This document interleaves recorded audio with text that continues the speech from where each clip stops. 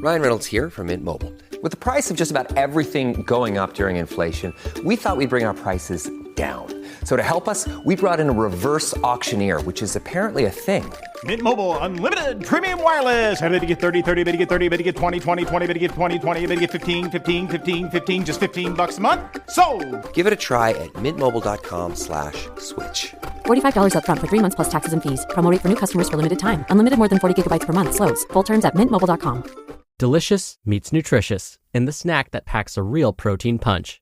Wonderful Pistachios. Each 1 ounce serving of Wonderful Pistachios has 6 grams of protein, giving you over 10% of your daily value and making Wonderful Pistachios one of the highest protein nuts. But perhaps more than that, I love all of the flavors they have. Their sea salt and vinegar ones are my favorite when I'm craving that flavor but want to keep it healthy. But that's just the tip of the iceberg. Wonderful Pistachios come in a variety of flavors, like chili roasted, honey roasted, smoky barbecue, and jalapeno lime, perfect for enjoying with family and friends or taking them with you on the go.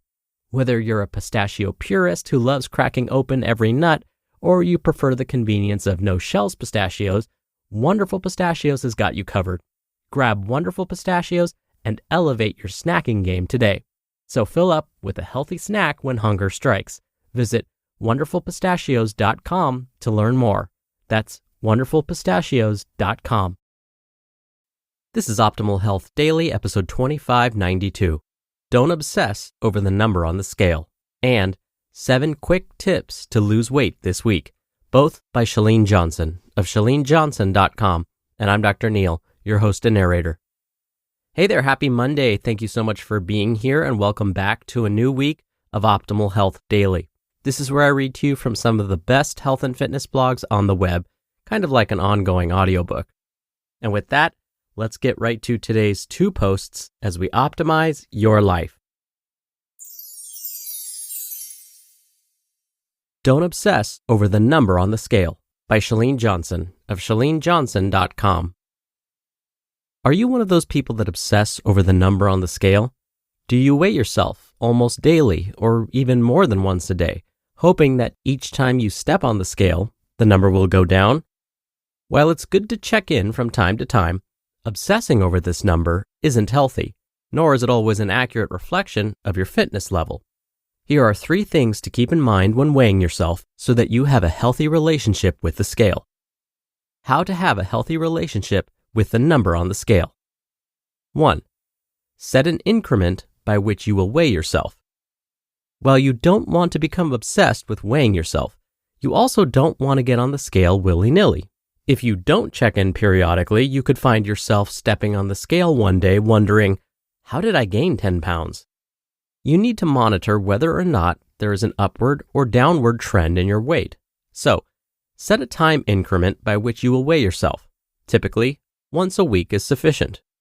But if you do end up weighing yourself once a day, be okay with the fact that your weight may fluctuate 2 to 4 pounds from day to day, depending on a number of things. Which brings us to 2. Know your weight can fluctuate 2 to 4 pounds from day to day. There are so many things that can affect your weight. Where you are in your cycle, the amount of salt in your diet, when you had your last meal, and when you had your last bowel movement. Even the rotation of the earth, believe it or not. So, if you step on the scale and you're 4 or even 5 pounds heavier than the day before, don't freak out. On the contrary, you also don't want to get on the scale every day and make an excuse like, oh, I must be 4 pounds heavier today because of the earth's rotation, when your weight keeps going up and up and up. You simply want to monitor whether your weight is consistently going up, down, or remaining the same based on whatever fitness goal you have. And 3, make sure the number you're striving for is realistic. Too often, people get a number stuck in their head that they think they should weigh, and they obsess over it. Maybe it was a number at which they felt comfortable in their own skin. However, based on a variety of things, it may no longer be healthy or realistic for their body type. Here's an example. For those with children, after pregnancy, it may be difficult to come close to the same size you were pre-pregnancy. But after pregnancy, you may become skinny fat, where you end up with less muscle and more fat even at the same body weight. And this is because muscle is more dense than fat. If you're striving to hit a particular number on the scale, make sure that number makes sense based on the amount of muscle you have. If you're strength training, you'll want to add 4 to 5 pounds to that magic number. The bottom line is, don't judge yourself based on the number on the scale. Keep sticking to those healthy habits and don't obsess over your weight. Know that your worth is based on who you are as a person, not whether or not you can see your abs. 7 Quick Tips to Lose Weight This Week by Chalene Johnson of ChaleneJohnson.com. I don't want your weight to control you, but these tips will help you take back control of the bad lifestyle habits you've developed. Though I am not a big supporter of words like quick, fast, or rapid when it comes to weight loss, I do think that there are certain quick fixes that can help you reset your mentality and get you on the right track to health. Tip 1. Drink more water. I used to have a horrible diet soda addiction, like horrible. And one of the things that helped me was to substitute the Diet Coke with lemon, ginger, cayenne water. To get myself in the habit of drinking more water, I bought 4 insulated bottles and make sure that I drank it all by the end of the day. Generally, you want to consume about 75% of your body weight in ounces of water each day. Tip 2. Close the kitchen. Set a time in which the kitchen is closed. It's crazy how flat your stomach will be if you don't eat a few hours before you go to bed. Tip 3. Cycling your macronutrients. On your heaviest training days, eat complex carbohydrates, but take note that on your higher carb days, you do want to consume less fat. So for example, 2 days of a higher intake of complex carbs, followed by 2 days of eating less carbs, more protein, and more fat. Tip 4. Use smaller plates. This will work with your brain to help you not eat as much. Weight gain isn't just about what you eat, it's also about how much you eat. You need to do a better job of portion control, and that starts with what you're putting your food on. Tip 5. What is your nemesis? What is that trigger food? The food you mindlessly eat? The food you have no control over? Well, stop buying it or give it away. Just basically stop putting it in your life.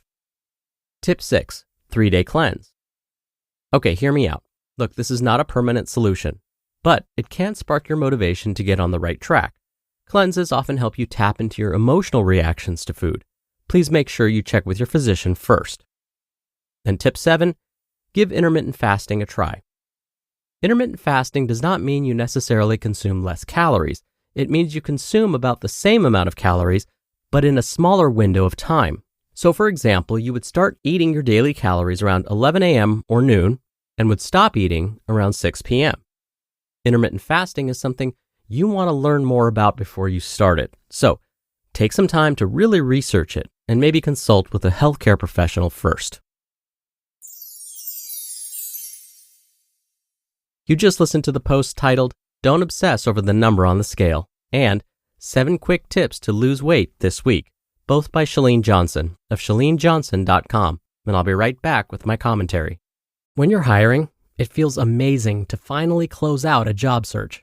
But what if you could get rid of the search and just match? You can with Indeed.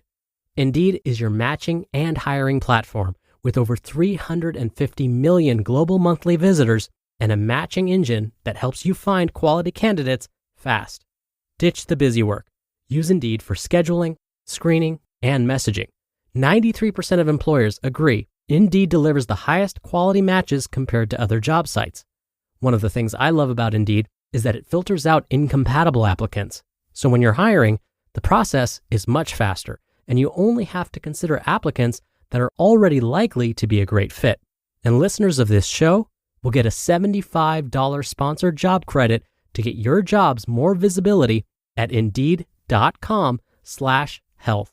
Just go to Indeed.com/health right now and support our show by saying you heard about Indeed on this podcast. Indeed.com/health. Terms and conditions apply. Need to hire? You need Indeed. Dr. Neil here for my commentary. I want to go back to Chalene's first post, not obsessing over the number on the scale. I often get asked about how often we should weigh ourselves. Is once a week enough? Is every day too often? I love it when I can dig into the research and try and find an actual answer to this question. And sure enough, recently a group of scientists conducted a meta-analysis asking these very same questions. First, does weighing ourselves regularly help with weight management? And second, if it does help with weight management, how often should we weigh ourselves?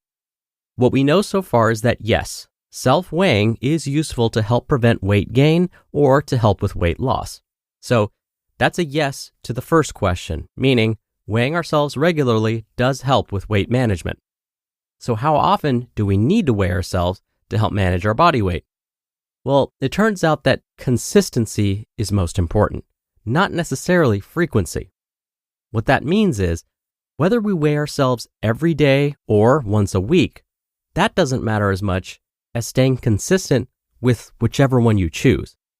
So we just need to decide how often we want to weigh ourselves, whether it's once a week, 3 times a week, or every day, and then stick to that number for as long as possible. For example, if you find that weighing yourself every day is just too much of a burden, or you start obsessing over your weight, then try every other day. The goal is to decide whatever works best for you without stressing you out, without overburdening you, and of course, without you obsessing over your body weight.